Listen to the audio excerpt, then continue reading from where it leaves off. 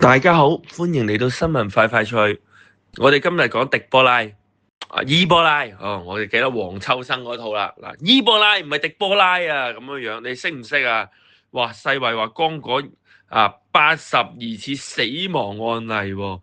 依家咧入境都有啲危險，唔係個個入到嚟啊，check 得好緊。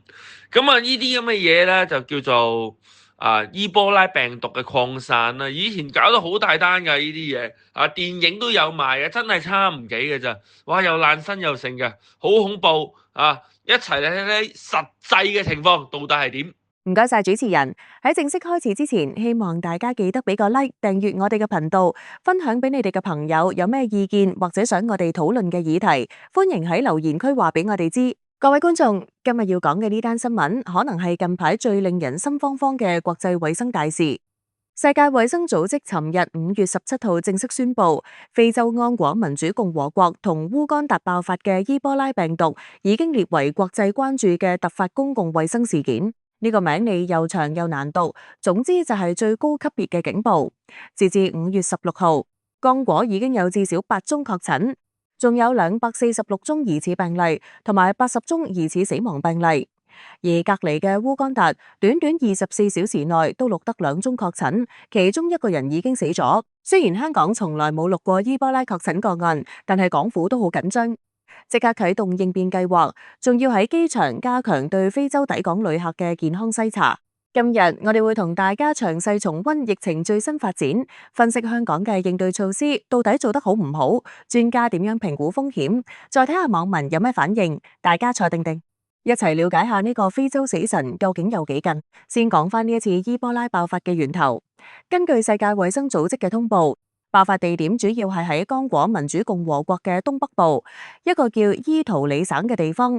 呢個省入邊最少3個地區都通報咗確診個案。最令人擔心嘅係，連首都金沙薩都有1宗確診，患者係由伊圖里省返去嘅人，即係病毒有機會透過人口流動擴散。今次爆發嘅病毒類型叫做本迪布焦病毒，係伊波拉病毒嘅其中一種。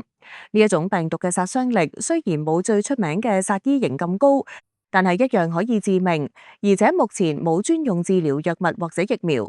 世界衛生組織話，當地嘅疫情爆發規模可能遠比而家偵測到嘅大好多，而且存在顯著嘅區域傳播風險。隔離嘅烏干達仲慘，5月15同16日，唔夠24個鐘就錄得2宗確診，2個患者都係嚟自剛果，其中一個人已經死亡。呢個意味住病毒已經跨越國界，向周邊國家擴散。非洲嘅醫療系統本身就比較薄弱，隨時會引發更大規模嘅爆發。講完非洲情況，我哋睇下香港點應對。港府喺世衛宣布之後嘅同一日，即係5月17日，即刻啟動咗伊波拉病毒病準備及應變計劃入邊嘅戒備應變級別。呢個係3級應變級別入邊最低嗰一級，代表疫情對香港嘅即時威脅屬於中等或者低。雖然只係最低級別，但係政府都做咗幾樣實際措施。第一，機場加強篩查，衛生防護中心會安排港口衛生人員喺非洲抵港航班嘅閘口為旅客進行體溫監測。如果有旅客出現發燒或者其他病徵，就會即場進行健康篩查，懷疑個案會立即轉介到公立醫院隔離治療，直至檢測結果證實陰性為止。第二，加強宣傳教育。喺所有入境口岸，包括機場、海運碼頭、陸路關口，都會加強宣傳同健康教育，派發單張，提醒旅客注意個人衛生同通報病徵。第三，同相關機構合作，衛生防護中心會主動聯絡世界衛生組織、非洲疾病預防控制中心，仲有剛果同烏干達嘅衛生當局，索取最新嘅流行病學資料。同時亦都會通知機場管理局同本地航空公司，叫佢哋提高警覺。簡單嚟講，香港而家嘅策略係嚴防輸入、早發現、早隔離、早治療。雖然伊波拉嘅傳染性冇新冠病毒咁高，但係死亡率極高，咁所以政府一啲都唔敢鬆懈。好，重溫完事件同反應，我哋嚟深入分析。我會分3個角度：伊波拉病毒嘅傳播風險、香港嘅應對措施夠唔夠，以及市民應該點樣自保。第一個角度，伊波拉病毒到底有幾危險？伊波拉病毒係一種嚴重嘅急性病毒性疾病，最早喺1976年喺非洲被發現。佢嘅自然宿主普遍認為係果蝠，可以通過野生動物傳俾人，然後喺人與人之間傳播。傳播途徑主要係直接接觸患者嘅血液、分泌物、器官或者其他體液，亦可以通過接觸被污染嘅環境或者物件，例如床單、衣物。而感染潛伏期由2到21日不等，平均係8到10日。初期病史包括突然發燒、極度疲勞、肌肉疼痛、頭痛同喉嚨痛，之後會出現嘔吐、腹瀉、皮疹、腎臟同肝功能受損，嚴重嘅會出現內出血同外出血，死亡率可以高達50%到90%，視乎病毒類型同醫療條件。好消息係，伊波拉病毒唔似流感或者新冠病毒咁可以通過空氣傳播，佢需要直接接觸患者體液先會感染。咁所以只要做好防護措施，一般市民嘅感染風險好低。但係醫護人員、照顧患者嘅家人或者處理遺體嘅人就屬於高風險群組。第二個角度，香港嘅應對措施夠唔夠？可以話香港嘅反應係相當快速同恰當嘅，因為香港同非洲嘅人員往來雖然唔算頻密，但係作為國際航空樞紐，每日都有轉機或者直航嘅旅客從非洲抵港。喺機場閘口做體溫監測，可以把住啲有發燒嘅旅客，防止佢哋入境之後喺社區傳播。不過有專家都提出幾個隱憂：第一，體溫監測只能夠發現已經發燒嘅患者。但係潛伏期內未發燒嘅患者係檢測唔到㗎。第二，伊波拉嘅初期病史同感冒、波疾好似容易混淆。如果有旅客食咗退燒藥，或者刻意隱瞞病史，就有機會走漏。第三，香港嘅隔離病房數量同應對伊波拉嘅裝備，例如負壓病房、防護衣係咪足夠？如果爆發社區傳播係咪頂得住？呢啲都係需要持續檢討嘅問題。第三個角度，市民應該點樣自保？一般市民現階段唔需要過度驚慌，因為香港目前零確診，風險極低。但係大家應該提高警覺，做好以下幾件事。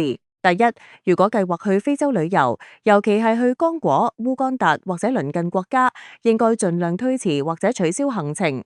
如果必須要去，出發前應該諮詢旅遊健康中心，了解預防措施。第二，從非洲返港嘅旅客應該自覺監測健康嘅1，如果出現發燒、頭痛、喉嚨痛、腹瀉等病史，應該立即戴上口罩，並致電衛生防護中心熱線，由救護車送院。千祈唔好自己搭公共交通工具去醫院。第三，保持良好個人衛生，勤洗手，避免接觸野生動物或者患者體液。呢一單伊波拉爆發事件喺網上嘅反應可以話係幾極端。我哋睇下幾個主要嘅聲音。第一，驚慌派，有網民見到80人死亡嘅標題，即刻嚇到話唔係咁。伊波拉嚟香港未？會唔會好似新冠咁大爆發？機場篩查有冇用㗎？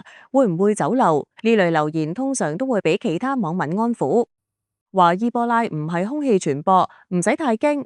第二，冷靜派，好多熟悉傳染病嘅網民解釋，伊波拉唔會好似新冠咁傳得咁快，要直接接觸體液先中招。香港咁多年都冇伊波拉，今次都係非洲爆發，香港只係預防措施，大家唔好自己嚇自己，信政府嘅應變計劃啦。第三，質疑派，有網民質疑政府嘅篩查措施做唔足，淨喺度體溫有乜嘢用？潛伏期未發燒咪捉唔到？點解唔強制所有非洲抵港旅客隔離21日？如果有旅客由非洲轉機返嚟，經第三國入境，咁又點篩查？呢啲質疑都有道理，但係現實上要做到100%滴水不漏，成本非常高，而且伊波拉嘅風險暫時仲係好低，所以政府採取風險為本嘅措施都算合理。第四，食花生派，有一班網民發揮創意，改圖同二次創作，例如將伊波拉同伊巴謙莫域嘅名撈亂，話伊巴謙莫域病毒好驚啊，笑到其他網民飆眼淚。亦都有人話非洲咁遠，關香港咩事？但呢一類留言通常都會俾人鬧無知。總括嚟講，網上輿論雖然有分歧，但係大部分人都同意政府快速啟動應變計劃係正確㗎。最緊要係公開透明，等市民知道風險有幾高。好，總結下今日嘅話題。伊波拉病毒喺非洲再次爆發，剛果有80宗疑似死亡，烏干達失守。世界衛生組織列為國際關注嘅突發公共衛生事件。香港雖然零確診，但係政府已經啟動戒備應變級別，喺機場加強篩查非洲抵港旅客，做好嚴防輸入嘅準備。我想用一句話總結：伊波拉病毒雖然死亡率高，但係傳播途徑有限。只要做好邊境防控同個人衛生，香港爆發嘅風險暫時仍然好低。但係如果有一日有個非洲返港嘅旅客發燒又隱瞞旅遊史，你覺得香港嘅防線頂唔頂得住？好啦，今日嘅港文化快趣就講到呢度，多謝大家收睇，我哋下次再見，拜拜。